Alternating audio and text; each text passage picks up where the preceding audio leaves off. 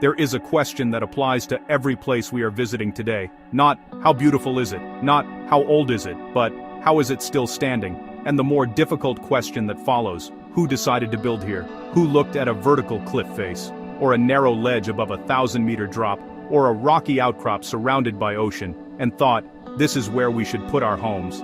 The answer, in almost every case, is the same. Survival. The cliff was the defense.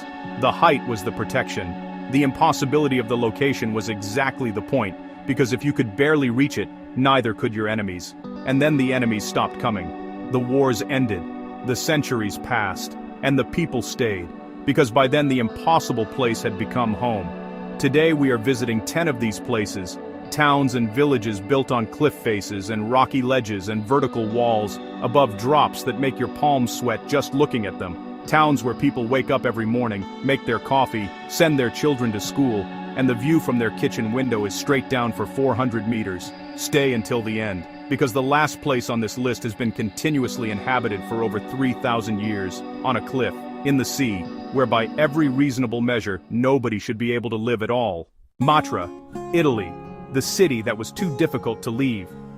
Matera sits in the heel of Italy, in the region of Basilicata, in a landscape of dramatic ravines carved by rivers over millions of years. The city is built into and on top of the walls of one of these ravines. The oldest inhabited districts, the Sassi, are cave dwellings carved directly into the rock face. The caves themselves have been continuously inhabited since the Paleolithic era, making Matera one of the oldest continuously inhabited cities on Earth. For most of the 20th century, Matera was considered a national embarrassment. Families lived in the cave dwellings alongside their animals, goats and pigs, sharing the same rock-carved spaces as children. Malaria was endemic. Infant mortality was extreme. In 1952, the Italian government forcibly relocated all 60,000 residents of the Sassi. The caves were officially declared uninhabitable and sealed. Nobody told the city. The residents refused to fully leave. The caves were too deeply embedded in the identity of the place. Over the following decades, the Sassi were gradually recognized not as a source of shame, but as an extraordinary cultural heritage. The caves were restored. The residents returned. Today, Matera is a UNESCO World Heritage Site and one of the most visited cities in southern Italy.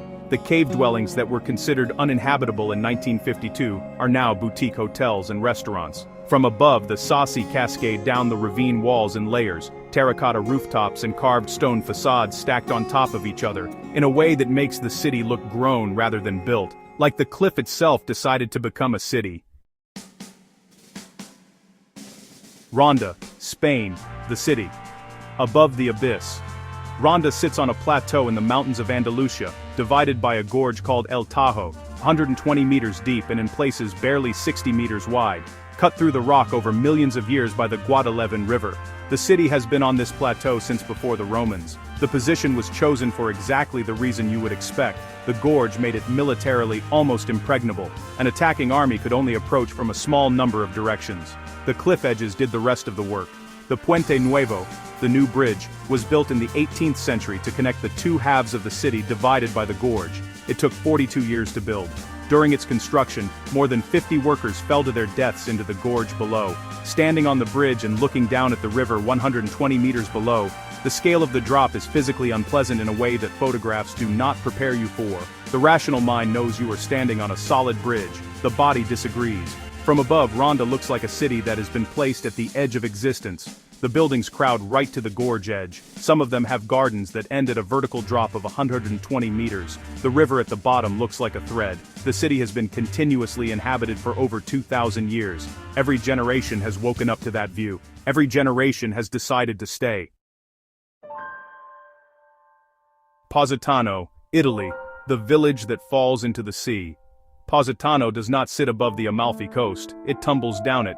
The village cascades from the top of a steep cliff to a small beach at the bottom in a series of terraces and stairways and narrow lanes that connect houses which seem to be holding onto the rock face with their fingernails. There are no flat streets in Positano. Every road is either going steeply up or steeply down. There are 1,700 steps connecting the highest part of the village to the beach. Locals who live at the top and work at the bottom walk these steps every day. The houses are painted in warm terracotta and cream and pale yellow and soft rose, colors that photograph brilliantly and were chosen over centuries for reasons that had nothing to do with tourism.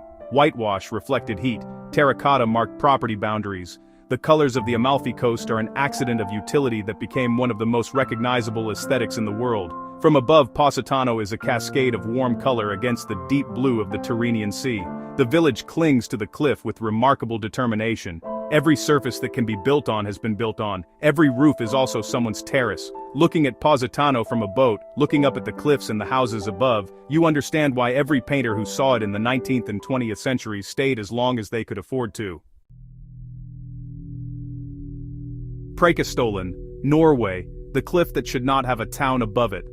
Preikestolen, Pulpit Rock, is a flat-topped cliff that rises 604 meters above the Lysefjord in western Norway. It is not a town, it is a geological formation, but above it, and around the fjord that it overlooks, there are communities of people who live in a landscape so vertical, so dramatic, and so physically extreme that the daily experience of living there bears almost no resemblance to what most people mean when they say the word home. The Lysefjord cuts 42 kilometers into the Norwegian mountains. Its walls rise almost vertically from the water for hundreds of meters. The farms and small communities along the fjord are accessible in winter only by boat or by roads that are often closed by snow and ice for months at a time. From above, the fjord looks like a wound in the landscape, a narrow blue-green line cut between walls of gray rock so steep and so high that the water at the bottom is in shadow for much of the winter day. Preikestolen itself, that flat shelf of rock hanging over the void, has no barrier at its edges, nothing between you and the fjord 604 meters below. Every year, thousands of people walk to the edge and look down. The view from that edge is one of the most dramatic in the world. The view from above, from a drone looking down at the flat rock shelf and the fjord below and the scale of what the rock is hanging over, is something different again. Civita di Bagnoregio, Italy, the dying town that refuses to die. We have visited Civita di Bagnoregio before, in the context of villages that don't feel real, but it belongs here too. Because of all the places on this list, it is the one that defies gravity most literally. The town sits on a plateau of volcanic tufa, a soft rock formed from compressed volcanic ash that has been eroding for centuries. The edges of the plateau crumble every winter. Every year the cliff face is slightly smaller than the year before. The only way in is a pedestrian bridge 300 meters long. No cars, no deliveries, no emergency vehicles. Population, 6 permanent residents. The town has been inhabited for 2,500 years. It is currently losing approximately 1 meter of cliff edge per year to erosion. There have been proposals to reinforce the cliff with concrete and steel. Some reinforcement has been done. The erosion continues. Italians call it La città che muore, the city that is dying. It has been dying for 500 years. It is still there. Monsanto, Portugal, the village built with boulders. In the mountains of central Portugal, close to the Spanish border, there is a village where the houses are built between and underneath enormous granite boulders. Monsanto, the rocks came first, the humans came later and built around them. The boulders, some of them larger than the houses themselves, form the roofs and walls of the dwellings. In some cases, a single massive boulder is the ceiling of an entire room. The granite has been there for millions of years. The houses have been there for centuries. The combination creates a village that looks less like something built and more like something that grew. The streets of Monsanto wind between boulders that have fallen or settled at angles that should by rights be unstable. The village sits on a rocky outcrop 758 meters above the surrounding plain. From below, it is difficult to identify where the rock ends and the buildings begin. From above, Monsanto looks like someone scattered houses among the boulders without any plan, and then somehow it worked. The disorder is total. The result is one of the most visually extraordinary villages in Europe. It has been named the most Portuguese village in Portugal, which is a way of saying that it looks like nowhere else. Oia Santorini, Greece, the town on the edge of a volcano. Santorini is a caldera. What exists today, the crescent-shaped island with its dramatic cliffs, is the remains of one of the largest volcanic eruptions in recorded history, which occurred around 1600 BC and may have contributed to the collapse of the Minoan civilization. The eruption created a flooded caldera, a volcanic crater filled with seawater, 12 kilometers wide. The cliffs that line the inner edge of the caldera drop 300 meters straight into the water below. Oia, the most famous village on Santorini, sits at the northern tip of the caldera rim. The white buildings cascade down the cliff face. Some of them are carved directly into the volcanic rock. Cave houses that are now luxury hotels. The outer walls of these buildings end at the cliff edge. Below that edge, 300 meters of air, then the Aegean, the famous Santorini sunset, the one that appears in millions of photographs, is the sun setting over the caldera. The light it produces, falling on white buildings above volcanic cliffs above the sea, is genuinely unlike the light anywhere else on Earth. The town has been here, in various forms since antiquity. It has survived multiple earthquakes, including a major one in 1956 that destroyed much of the island. The people rebuilt, on the same cliff, in the same place.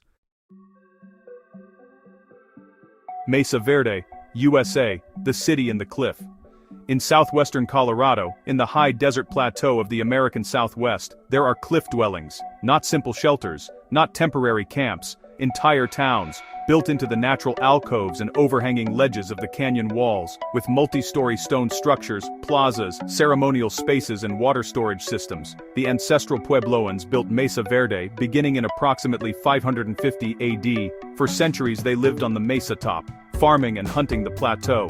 Then, in approximately 1200 AD, they moved. They built their homes in the canyon walls. Nobody knows exactly why. Cliff Palace, the largest cliff dwelling in North America, contains 150 rooms and 23 kivas, ceremonial circular chambers, and housed approximately 100 people at its peak. It sits in a natural sandstone alcove 150 meters above the canyon floor. The alcove protects the dwellings from rain and snow. The south-facing aspect captures maximum winter sun. The location is, once you understand it, extraordinarily well-engineered for the climate. The ancestral Puebloans lived in Mesa Verde for approximately 700 years. Then, around 1300 AD, they left. Climate change, drought, conflict. The cliff dwellings they left behind have been standing for 700 years without maintenance. The stone construction is more durable than many modern buildings. Every place we visited today was built in a location that most rational analyses would reject. Too steep, too exposed, too difficult to access, too vulnerable to erosion, too far from water, too high above the valley floor where the crops grow and the roads run, and the ordinary world operates.